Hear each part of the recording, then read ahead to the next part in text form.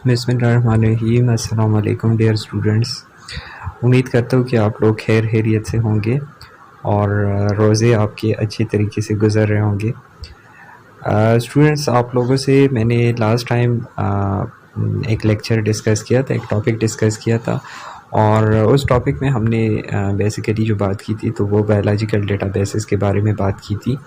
इसके अलावा हमने सर्च को रिफ़ाइन करने के लिए कुछ टर्म्स भी यूज़ किए थे और उन टर्म्स को हम बूलियन ऑपरेटर्स बोलते हैं, जो कि एंड और नॉट, ये तीन अल्फाज जो है तो ये हमारे पास बूलियन ऑपरेटर्स है जिनसे हम अपना सर्च जो है तो वो रिफ़ाइन कर सकते हैं। आज उसी सिलसिले में एक डेटाबेस आपको बता देता हूँ जो हमने मतलब जिस डेटाबेस को हमने लास्ट टाइम डेटाबेसेस को हमने डिस्कस किया था और उसमें हमने डिफरेंट एग्जांपल्स जो है तो वो डिस्कस की थी। तो आज देखते हैं उनमें से कोई एक डेटाबेस देखते हैं और उनमें बूलियन ऑपरेटर को भी ट्राई करेंगे और देखेंगे कि डेटाबेस दिखने में कैसे नज़र आता है। तो सबसे पहले आपने अपने ब्राउज़र में जाना है और वहाँ पे आप लोग जो है तो कोई भी डेटाबेस जो कि आपने बहुत सारे पढ़े हैं, सारे डेटाबेसेस तकरीबन सर्च करना जो है तो वो सेम होता है, सिर्फ आप जो है तो डेटा आपको डिफरेंट मिलेगा। तो मैं आज जाता हूँ और मैं सर्च करता हूँ उसको, जो हमारे पास स्विस स्प्रॉट है। स्विस स्प्रॉट अगर आप लोगों को याद हो तो स्विस स्प्रॉट ये हमारे पास जो है तो प्रोटीन सीक्वेंस डेटाबेस है, ठीक है। और स्विस स्प्रॉट जो है तो इसको हम दो तरीक़ों से एक्सेस कर सकते हैं, क्योंकि इसको यूनिप्रॉट जो है तो वो बेसिकली चलाता है। तो आप डायरेक्टली यूनिप्रॉट की वेबसाइट पे भी जा सकते हैं और आप इसको एक्सपेजी के वेबसाइट से भी कर सकते हैं। मैं आपको दोनों दिखा देता हूँ। पहले मैं आप लोगों को एक्सपेजी का दिखा देता हूँ। तो एक्सपेजी .org, ठीक है। यहाँ पे अगर आप आ जाते हैं तो इधर अगर मैं इसको थोड़ा सा जूम कर लूँ तो ये आपको यहाँ पे लिखा है क्वेरी ऑल डेटाबेसेस। तो आप यहाँ पे नीचे आके यूनिप्रॉट केबी को सेलेक्ट करके आप अपना सर्च कर सकते हैं। तो इससे भी आपको स्विस स्प्रॉट का ही रिज़ल्ट आएगा। या दूसरा तरीका ये कि जैसा मैंने स्विस स्प्रॉट सर्च किया तो मेरे पास uniprot.org सर्च में आ गया। अब uniprot.org ये जो आपको पेज नज़र आ रहे हैं तो इसको हम होम पेज बोलते हैं, ठीक है। होम पेज हमारे पास जो फर्स्ट पेज होता है किसी भी डेटाबेस का, तो वो हमारे पास होम पेज होता है। यहाँ पे आप देख सकते हैं आपके पास डिफरेंट इंफॉर्मेशन जो है तो वो दी गई है, इसके डिफरेंट टाइप्स है और बहुत सारी चीज़ें यहाँ पे आपको और भी दी गई है कि किस तरह आप स्टार्ट करेंगे। जो गेटिंग स्टार्ट आपको नज़र आ रहा है, गेटिंग स्टार्टेड, तो यूट्यूब की वीडियो भी इस पर मौजूद है। इसके अलावा आप यहाँ पे डिफरेंट जो इसकी कैटेगरीज है वो सारी चीज़ें। इसके अलावा जो एक इम्पॉर्टेंट चीज़ है, यहाँ पे आपको स्टेटिस्टिक नज़र आ रहे हैं। तो स्टेटिस्टिक में आपको ये होगा कि इसमें कितनी एंट्रीज़ है, अभी कितनी एंट्रीज़ इसमें ऐड की गई है, तो वो सारे आपको नज़र आ जाते हैं। और डिफरेंट प्रोटीन्स के बारे में आपको इंफॉर्मेशन होता है, प्रोटीन ऑफ द मंथ या जो नए ऐड होते हैं वो सारी चीज़ें आपको यहाँ पे आ जाती है, ठीक है। तो बेसिकली आज हमारा जो काम है तो वो इसमें कोई एंट्री को सर्च करना है, ठीक है। यहाँ पे आप अगेन देख सकते हैं यूनिप्रॉट के भी है और इसके जो और टाइप्स है तो वो सारी यहाँ पे आ जाती है। लेकिन यूनिप्रॉट के भी मैंने सेलेक्ट किया क्योंकि मुझे स्विस प्रॉट से ही सर्च करना है और मैं सर्च करूँगा हीमोग्लोबिन के लिए, ठीक है। और वो ह्यूमन की हीमोग्लोबिन का, इसमें हम बूलियन ऑपरेटर्स को यूज़ करेंगे। तो मैं लिखता हूँ यहाँ पे हीमोग्लोबिन, ठीक है, और मैं लिख देता हूँ एंड ह्यूमन। सही है। अब ये मैंने इसका सर्च कर लिया है तो मेरे पास यहाँ पे आप देख सकते हैं कि बहुत सारे डिफरेंट एंट्रीज़ जो है तो वो आ गई है। तो ये जो एंट्रीज़ मेरे पास आई है ये मैंने हीमोग्लोबिन एंड ह्यूमन का सर्च किया। यहाँ पे मैं आपको एक बात बताता चलूँ कि बाय डिफ़ॉल्ट अगर हम कोई बूलियन ऑपरेटर बीच में नहीं लगाते तो उसका मतलब एंड ही होता है। जैसा आप यहाँ पे ऊपर देख सकते हैं कि यहाँ पे एंड जो है तो वो ख़त्म हो गया। लेकिन आप यहाँ पे ये रिज़ल्ट्स नोट कर ले तो आपके पास सिर्फ 724 एंट्रीज़ ऐसे है जो कि आई है हीमोग्लोबिन और ह्यूमन के लिए। अब मैं इसको थोड़ा सा चेंज कर लेता हूँ, मैं यहाँ पे बूलियन ऑपरेटर और लगा लेता हूँ, ठीक है।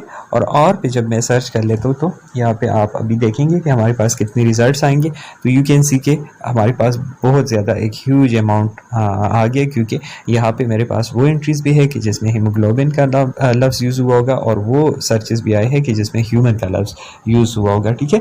अब मैं अगर यहाँ पे नोट कर दूँ तो फिर हम देखते हैं कि हमारे पास रिज़ल्ट पे क्या असर पड़ता है। तो फिर मतलब एंड से थोड़े ज़्यादा हो गए, लेकिन आर से बहुत ज़्यादा कम हो गए। 42,349 सर्चेस हमारे पास आ गए।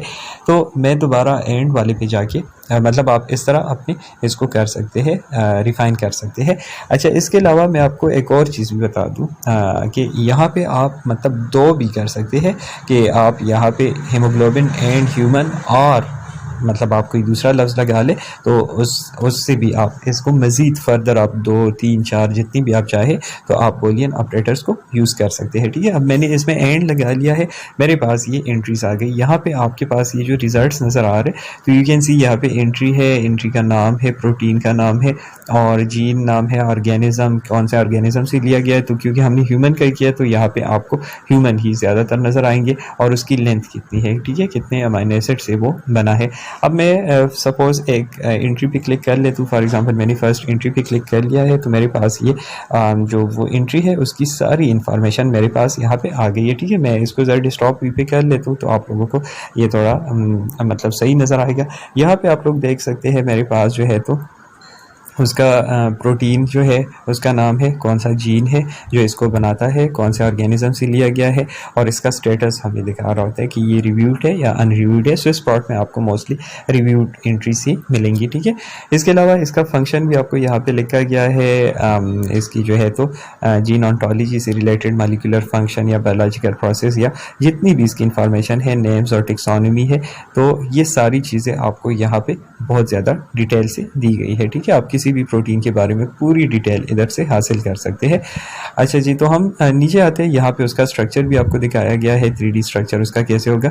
यहाँ पे अगर आप देख ले तो यहाँ पे आपको इसका सीक्वेंस नज़र आ रहा है और जैसा हमने पहले भी देखा था टेबल में पीछे कि यहाँ पे इसका जो लेंथ है तो ये 147 अमाइनो एसिड से बना है। इसका मास जो है तो वो 16,126 डाल्टन है और लास्ट मॉडिफिकेशन भी इसकी आपको बताई गई है। ठीक है, और यहाँ पे आपको ये सीक्वेंस जो है तो इसका नज़र आ रहा है। ठीक है, अब अगर आपको कोई प्रोटीन का सीक्वेंस चाहिए किसी सॉफ्टवेयर में यूज़ करने के लिए तो आपने इस सीक्वेंस को डाउनलोड करना होता है।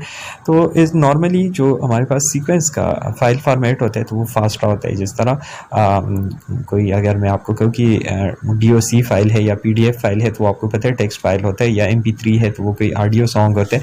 तो इसी तरह फास्टा फाइल फॉर्मेट जो है तो ये आपको सीक्वेंस शो करते हैं। मैं इस फास्टा पे क्लिक कर लेता हूँ और you can see over here कि मेरे पास वो जो पूरा सीक्वेंस है तो वो यहाँ पे मतलब एक ऑर्डर में उसको लिखा गया है। ठीक है, अगर आप कंप्यूटर यूज़ करते हैं और आपको ये चाहिए तो आप इसको ऐसे कर सकते हैं कि आप इस पर राइट क्लिक करके सेव टारगेट एज कर सकते हैं, या इवन यहाँ से भी आप सेव टारगेट एज कर सकते हैं। मोबाइल में इसको आप अपने पास सेव कर सकते हैं फ्यूचर रेफरेंस के लिए, फ्यूचर यूज़ के लिए। ठीक है, अच्छा, फिर इसके अलावा यहाँ पे आपको मज़ीद भी बहुत सारी इंफॉर्मेशन मिल जाती है। ठीक है, सिमिलर प्रोटीन्स, इसके साथ कौन कौन से प्रोटीन्स है जो कि सिमिलर है। 100% आइडेंटिटी किसकी इनके साथ है, 90% आइडेंटिटी और 50% आइडेंटिटी। तो ये सारे आपको यहाँ पे सर्च में आ जाते हैं। तो ये एक हमारे पास सिंपल एक डेटाबेस का की एंट्री है। हम कहते हैं कि ये हमारे पास डेटाबेस की एंट्री है और इसमें ये जितनी भी इंफॉर्मेशन है तो ये सर्च के थ्रू जो है तो ये निकाला गया है। एंड इफ़ यू रिमेंबर तो ये हमारे पास प्राइमरी डेटाबेस है,